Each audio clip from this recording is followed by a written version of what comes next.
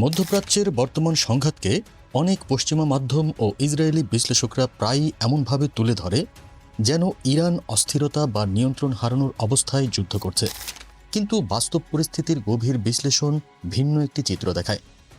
Tehran আসলে একটি পরিকল্পিত কৌশল নিয়ে এগোচ্ছে, যাকে অনেক সামরিক বিশ্লেষক স্ট্র্যাটেজি অব নন ডিফিট বা পরাজয় এড়ানোর কৌশল বলে উল্লেখ করেন। অর্থাৎ দ্রুত বিজয় অর্জন করা ইরানের লক্ষ্য নয়, বরং দীর্ঘমেয়াদে সংঘাতকে এমনভাবে পরিচালনা করা যাতে প্রতিপক্ষের উপর চাপ ধীরে ধীরে বাড়তে থাকে। যুক্তরাষ্ট্র ও ইসরায়েলের সঙ্গে সামরিক শক্তির সরাসরি তুলনায় যে ভারসাম্যহীনতা রয়েছে তা তেহরান খুব ভালোভাবেই বোঝে। তাই তারা দ্রুত যুদ্ধ জেতার অবাস্তব লক্ষ্য নির্ধারণ না করে দীর্ঘস্থায়ী ক্ষয়যুদ্ধের পথ বেছে নিয়েছে। এই কৌশলের অংশ হিসেবে ইরান প্রতিটি ড্রোন বা ব্যালিস্টিক ক্ষেপণাস্ত্র হামলাকে শুধু সামরিক অভিযান হিসেবে নয়, বরং একটি কৌশলগত চাপের উপাদান হিসেবে ব্যবহার করছে। প্রতিটি হামলা প্রতিপক্ষের প্রতিরক্ষা ব্যবস্থা, অর্থনীতি এবং রাজনৈতিক পরিবেশের উপর ধীরে ধীরে চাপ সৃষ্টি করে। তেহরান খুব হিসাব করে পদক্ষেপ নিচ্ছে, এমন কিছু করছে না যা তাৎক্ষণিকভাবে পূর্ণাঙ্গ যুদ্ধের বিস্ফোরণ ঘটাতে পারে। আবার এমনও নয় যে প্রতিপক্ষকে পুরোপুরি আরাম করতে দিচ্ছে। এই ভারসাম্যপূর্ণ কৌশলই তাদের দীর্ঘমেয়াদী পরিকল্পনার মূল অংশ। এই খেলায় সময়ে হয়ে উঠেছে সবচেয়ে গুরুত্বপূর্ণ অস্ত্র। ইরান বিশ্বাস করে দীর্ঘস্থায়ী সংঘাত যুক্তরাষ্ট্রের ভেতরেই রাজনৈতিক ও সামাজিক চাপ সৃষ্টি করবে। ইতিহাস বলছে দীর্ঘ যুদ্ধ আমেরিকান সমাজে প্রায় বিতর্ক ও ক্লান্তি তৈরি করে। দ্রুত ও স্পষ্ট বিজয় না এলে জনমত প্রশাসনের ওপর চাপ সৃষ্টি করতে শুরু করে। তাই তেহরানের জন্য ধৈর্যই এক ধরনের কৌশলগত অস্ত্র। সময় যত বাড়বে ততই সংঘাতের খরচ বাড়বে, অর্থনৈতিকভাবে, সামরিকভাবে এবং রাজনৈতিকভাবে। শুধু সামরিক ক্ষেত্রেই নয়, ইরান এমন অর্থনৈতিক চাপের দিক থেকেও সবচেয়ে শক্তিশালী অস্ত্রটি ব্যবহার শুরু করেছে, হরমুজ প্রণালী। সর্বশেষ পরিস্থিতি অনুযায়ী ইরান কার্যত এই কৌশলগত সমুদ্রপথ বন্ধ করে দিয়েছে বলে আন্তর্জাতিক বিশ্লেষকদের ধারণা। পারস্য উপসাগর থেকে বিশ্বের বিপুল পরিমাণ তেল ও গ্যাস এই সংকীর্ণ প্রণালী দিয়েই বৈশ্বিক বাজারে পৌঁছে থাকে।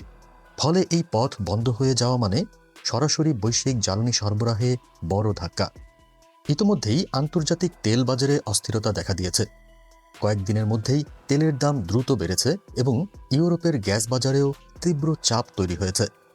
বিশ্লেষকদের মতে এই পদক্ষেপ ইরানের এক ধরনের কৌশলগত অর্থনৈতিক পাল্টা আঘাত, যা শুধু মধ্যপ্রাচ্যের যুদ্ধক্ষেত্রেই নয়, বরং বৈশ্বিক অর্থনীতি ও পশ্চিমা দেশগুলোর রাজনৈতিক সিদ্ধান্তেও প্রভাব ফেলতে পারে। কারণ জ্বালানির দাম বাড়া মানেই শিল্প, পরিবহন ও বাজারে চাপ বাড়া, যা পশ্চিমা দেশগুলোর ভেতরেই যুদ্ধবিরতির দাবি আরও জোরালো করে তুলতে পারে। ইরানের সামরিক সক্ষমতার অন্যতম আলোচিত অংশ হল তাদের হাইপারসোনিক ক্ষেপণাস্ত্র কর্মসূচি। ইরানের রাষ্ট্রীয় সংবাদ সংস্থা তাসনিমের দাবি অনুযায়ী তেহরান ইতিমধ্যে তাদের হাইপারসোনিক ক্ষেপণাস্ত্র ব্যবহার করে ইসরায়েলের গুরুত্বপূর্ণ লক্ষ্যবস্তুতে আঘাত এনেছে, যার মধ্যে বেন গুরিয়ন আন্তর্জাতিক বিমানবন্দর এবং প্রতিরক্ষা মন্ত্রণালয় ভবনও রয়েছে বলে দাবি করা হয়েছে। ইরানের হাইপারসোনিক অস্ত্রভাণ্ডার এখন আন্তর্জাতিক সামরিক আলোচনার কেন্দ্রে। ইরানের প্রথম হাইপারসোনিক ক্ষেপণাস্ত্র ফাত্তাহ-1 এর পাল্লা প্রায় 1400 কিলোমিটার পর্যন্ত বলে দাবি করা হয়। এটি প্রায় 500 কেজি ওজনের ওয়ারহেড বহন করতে পারে এবং এর গতি ম্যাক 15 পর্যন্ত পৌঁছাতে পারে বলে ইরান জানিয়েছে। দ্বিতীয় সংস্করণ ফাত্তাহ-2 এর পাল্লা প্রায় 1500 কিলোমিটার এবং এতে 200 কেজি ওয়ারহেড বহন করার ক্ষমতা রয়েছে। এই দুই ক্ষেপণাস্ত্রই উড্ডয়নের সময় গতিপথ পরিবর্তন করতে পারে, ফলে প্রচলিত ক্ষেপণাস্ত্র প্রতিরক্ষা ব্যবস্থাকে বিভ্রান্ত করা সহজ হয়। 2023 সালে আনুষ্ঠানিকভাবে উন্মোচিত এই দুই ক্ষেপণাস্ত্রকে ইরান তাদের সামরিক প্রযুক্তির বড় সাফল্য হিসেবে তুলে ধরে। যদি এগুলো বাস্তবে ঘোষিত ক্ষমতা অনুযায়ী কাজ করতে পারে, তবে তা ইসরায়েলি প্রতিরক্ষা ব্যবস্থার জন্য একটি নতুন চ্যালেঞ্জ তৈরি করবে। কারণ হাইপারসোনিক গতিতে চলা এবং মাঝপথে গতিপথ পরিবর্তন করতে সক্ষম ক্ষেপণাস্ত্রকে আটকানো প্রযুক্তিগতভাবে অত্যন্ত কঠিন।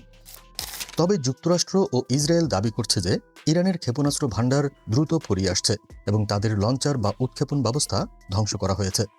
কিন্তু কিছু সামরিক বিশ্লেষক এই দাবিকে সামরিক প্রচারণা বলে মনে করেন। রুশ সামরিক পর্যবেক্ষক ইউরি লিয়ামিনের মতে ইরানের ক্ষেপণাস্ত্র লঞ্চারের সংখ্যা প্রকৃতপক্ষে অনেক বেশি হতে পারে এবং পশ্চিমা অনুমানগুলো প্রায়ই কম করে ধরা হয়।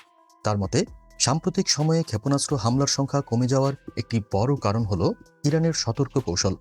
যুক্তরাষ্ট্র ও ইসরায়েলের বিমান হামলার কারণে ইরানের ক্ষেপণাস্ত্র ঘাঁটির টানেল প্রবেশপথ ক্ষতিগ্রস্ত হয়েছে, যার ফলে নিরাপত্তা পরীক্ষা ও পরিষ্কার করতে সময় লাগছে।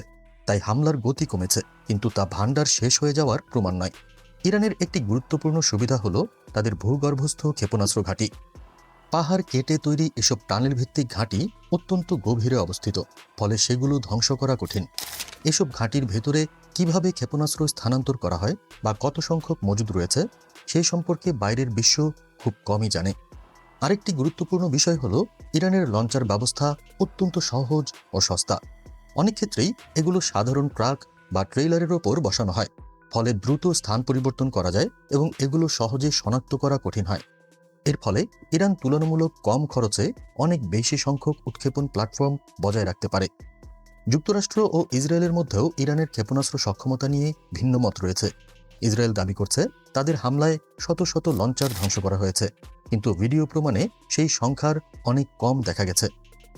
কিছু ক্ষেত্রে দেখা গেছে সাধারণ ট্রাককে লঞ্চার মনে করে হামলা চালানো হয়েছে, বা আগেই ধ্বংস হওয়া একটি লঞ্চারকে বারবার আঘাত করা হয়েছে।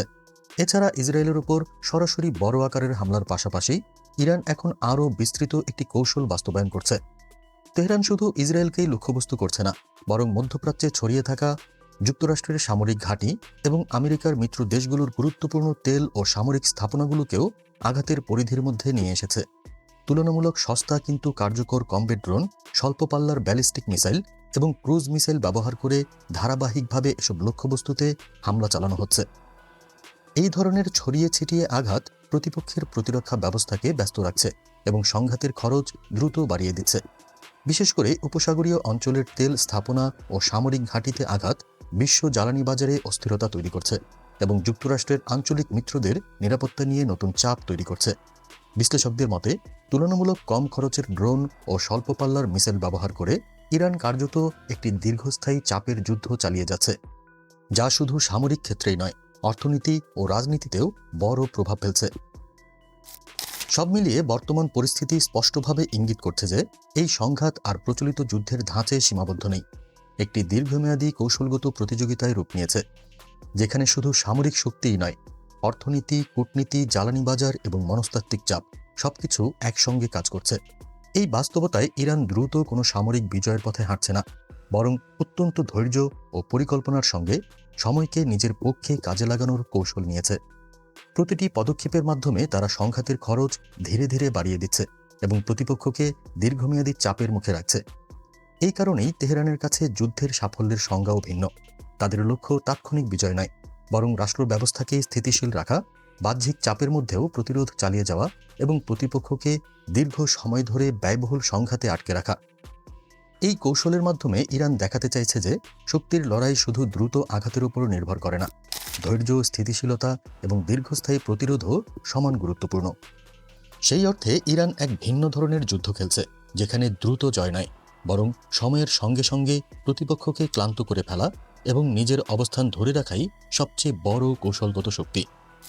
প্রিয় দর্শক, যদি যুদ্ধ শুধু সামরিক শক্তির লড়াই না হয়ে ধৈর্য, অর্থনীতি ও দীর্ঘস্থায়ী প্রতিরোধের খেলায় পরিণত হয়, তাহলে কি ইরানই শেষ পর্যন্ত এই দীর্ঘ সংঘাতে কৌশলগতভাবে এগিয়ে থাকবে? আপনার মতামত কমেন্টে জানান। মধ্যপ্রাচ্য নিয়ে আরও জানতে আমাদের চ্যানেলটির ভিডিও ট্যাব থেকে ঘুরে আসুন। এই ভিডিওটি ভালো লাগলে লাইক বাটনে ক্লিক করুন। ভিডিওটি আপনার বন্ধুদের সাথে শেয়ার করে তাদেরকেও ভিডিওটি দেখার সুযোগ করে দিন। ধন্যবাদ।